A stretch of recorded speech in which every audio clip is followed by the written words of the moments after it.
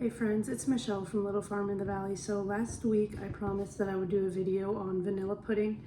Oh look, my fly strip. That tells you it is summer here on the farm. Anyway, that's my summer decor, my summer farmhouse decor. Anyway, so yeah, I promised I would do a vanilla pudding recipe. So when you live way out here and you are in the middle of something and you need a box of vanilla pudding and you happen to be out of it, well, you're in big trouble because you're not gonna run next door to the store and get it. You are miles from the store. So I was overjoyed when I found a homemade, made from scratch vanilla pudding recipe because it has two of the things that we have here on the farm. Because we have free-range chickens and a milk cow, we have milk and eggs usually. So, and the other ingredients are usually what you'll have on hand. More often than not, you will have all of these ingredients to make this pudding. Even if you don't have a box of instant pudding, a lot of times you will have the ingredients in your pantry to be able to make your own. And I do think the taste is superior to that instant pudding. Earlier this week we had someone over and they brought a dessert that had vanilla pudding in it from the store. I assume it was from the store because I noticed right away, okay, this tastes different than the pudding that I've been making. And I haven't been making it very long, so I found it interesting that my taste and my senses already are able to tell a difference from the store-bought to the homemade pudding. There's definitely a taste in that store-bought one that is different than the pudding that I make. So I really think that the homemade one is definitely better.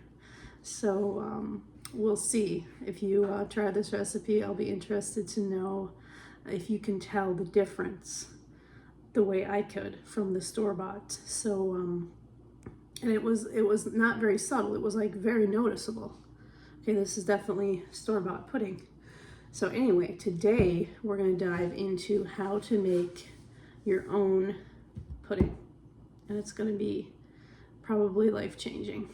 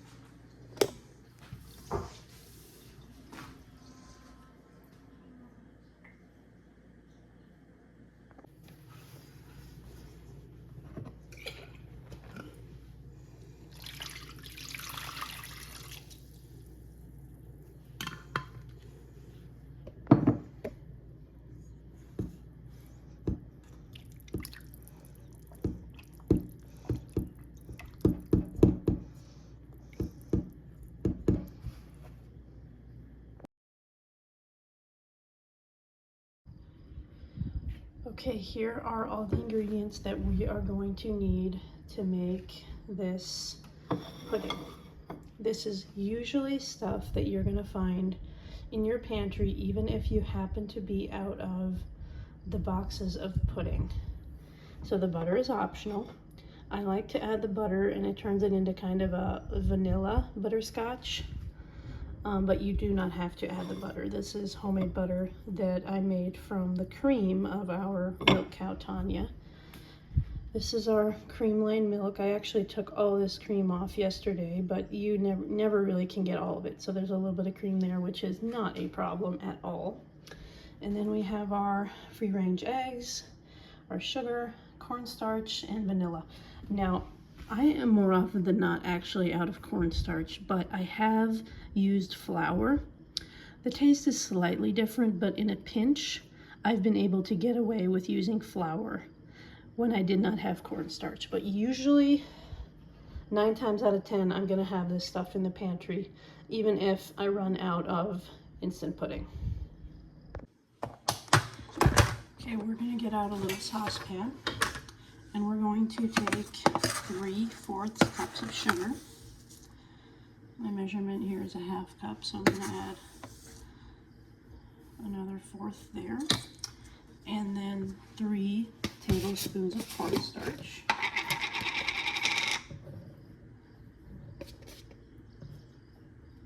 And we're going to whisk that together before we add anything else. I'm just going to take a whisk and whisk that together. And then I'm going to measure 3 cups of milk into a measuring cup. So this particular recipe, there's one downside to it, and that downside is when it's on the stove, you cannot walk away.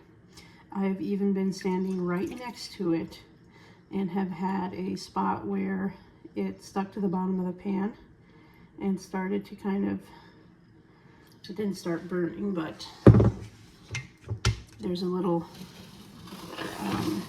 you can tell when you wash the pot out that it was starting to stick to the bottom. So you do not want to walk away from this under any circumstance. So I'm going to turn my burner on and whisk in the milk. This is cold milk from the fridge.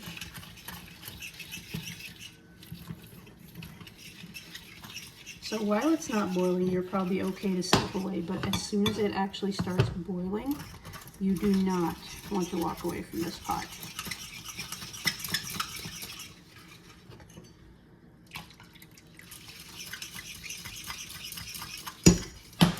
Okay, so our milk and our sugar and cornstarch is stirred in. And I feel like part of my problem might have been my cornstarch, a little bit of it had stuck to the bottom of the pot. And that's where I had that problem. So now I'm making extra sure I'm getting down there with my whisk. And right now, I can't feel any cornstarch laying on the bottom. I'm gonna have to be extra vigilant. One lady that I talked to said she had a gadget, a battery-powered gadget that you can put into a pot and it keeps stirring the pot and you can walk away. That would be pretty handy for a recipe like this. But that is not something I own, so I guess we're just gonna have to stand here. Okay, so now we're going to let the milk heat up, and I'm going to take 4 eggs and separate the yolks from the whites. So our egg production is kind of down right now. Instead of getting 15 to 18 to even 20 sometimes eggs, we are down to getting about 7 to 10, which is still plenty enough eggs for us. And when we do have extra, we'd like to sell or trade, or sometimes I put a bunch of them away in a water glass jar. And I have videos where I do the water glassing. I don't have a video where I go into huge like depth, like a video just on water glassing. Maybe that's something I should do. So I'm going to set these whites aside. I might be making a breakfast casserole later today, so I can add the egg whites to that if I choose to. So we have our 4 egg yolks, and I'm going to beat these.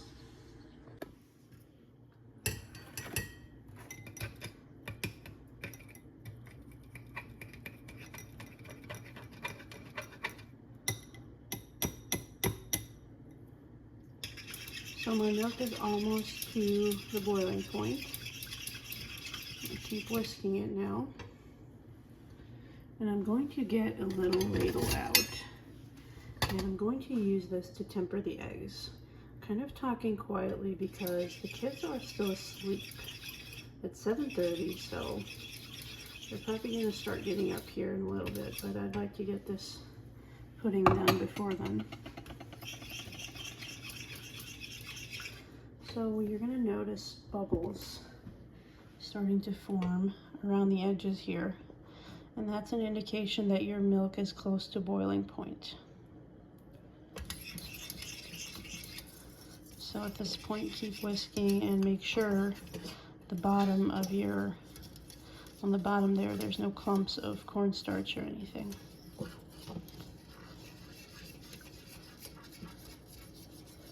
So I'm going to be doing this for about a minute or two until there's a pretty distinct boil going on.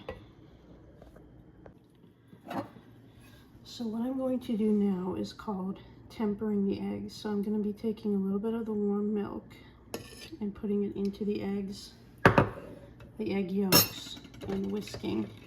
And that heats them up slowly. Whereas if I pour them directly into this milk, there's a good chance it would scramble. The eggs would scramble.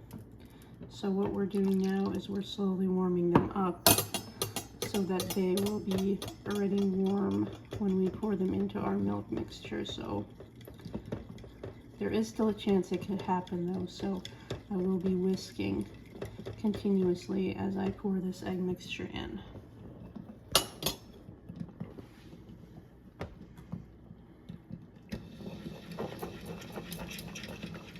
So here we go. This is the part where you do not want to walk away. at any point or time. I'm going to turn my burner down. Right now I've got it to 8, so I'm going to turn it back to 4, just so nothing scorches. I can already feel like there's might be something. So in spite of your best efforts, you might have some scorching anyway.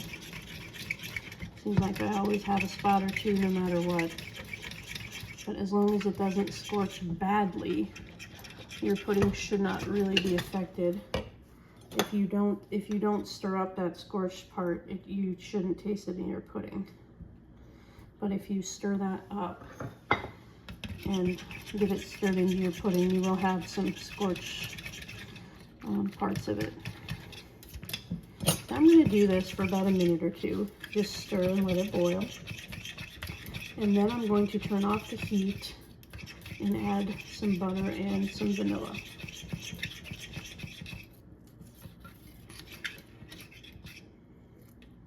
I see a scorched piece right here. So in spite of your best efforts, it might happen.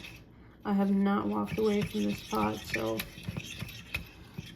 and like I always get a little bit no matter what.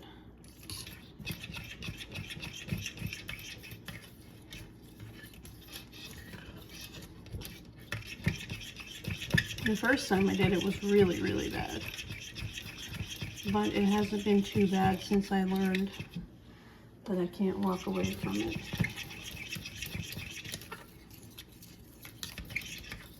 Make sure you scrape that bottom and see if there's any caking. Prevent that from getting worse. I can definitely see some bits in there, so it probably will happen. Unless you have one of those kitchen gadgets that I was talking about earlier that stirs continuously.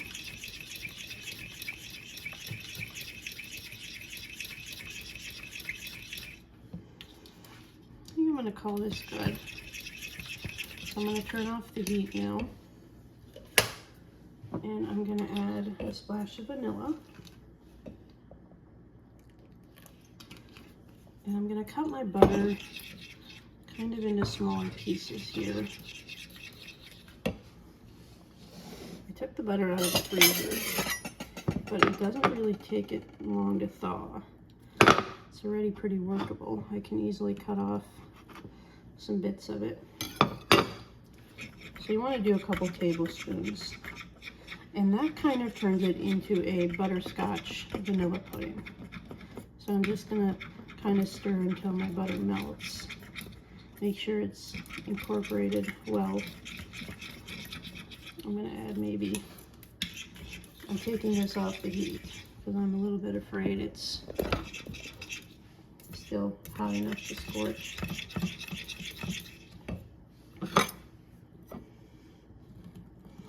So I'm going to put one more piece of butter in and call it good. So once I have this butter melted and stirred in, I'm going to be ready to put this into containers. I am disappointed though, because you can clearly see there's a few brown spots in it.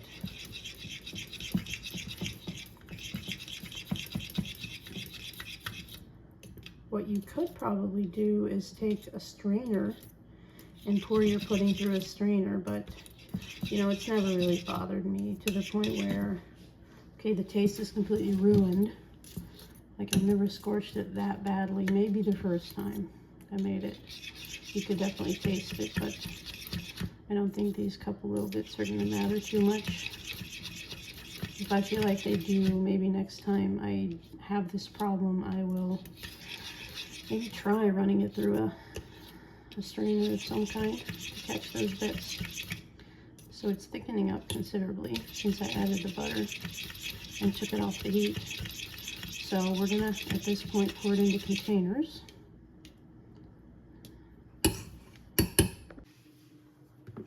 So I have my little ramekins ready here, and I know people are gonna wonder where these are from. I cannot tell you where they're from because they are from a garage sale. So I don't actually know. I can't link them or anything. I have another one of these that I use for a butter container, but I usually use them for things like the pudding or what's the name of that? It's on the tip of my tongue. Creme brulee is what I like to use these for too. So you can see there's a spot right there where I had some scorching. So that's the culprit to these brown spots. But it just, I'm convinced it just goes with the territory, I guess. So we're gonna get our lids on and refrigerate these. And we're gonna come back in a couple hours and have some delicious, amazing, homemade, from scratch, vanilla pudding. I can't wait to show you.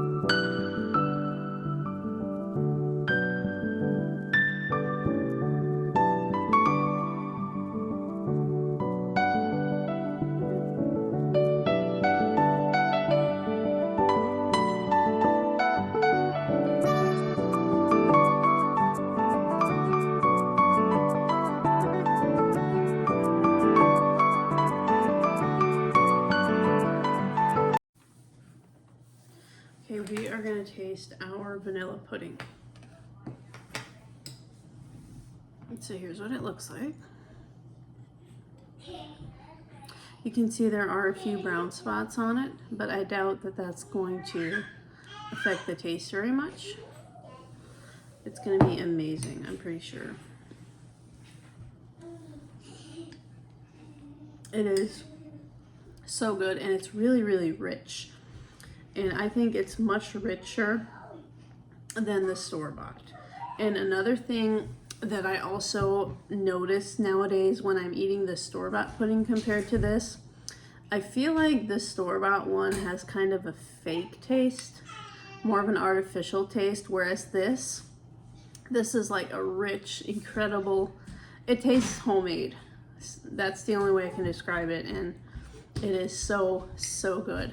It might be a little bit on the runnier side compared to the store-bought, but you could probably remedy that with adding a little bit more cornstarch. And it is definitely everything that I've ever substituted it, as far as in recipes like in pies and stuff and in desserts, it has worked really good. So I am definitely really, really happy with the taste and the texture of this pudding. I have not been disappointed. So anyway guys, thank you for watching. If you enjoyed this video, as always, don't forget to like, share, and subscribe so you never miss a video, and we will talk to you soon.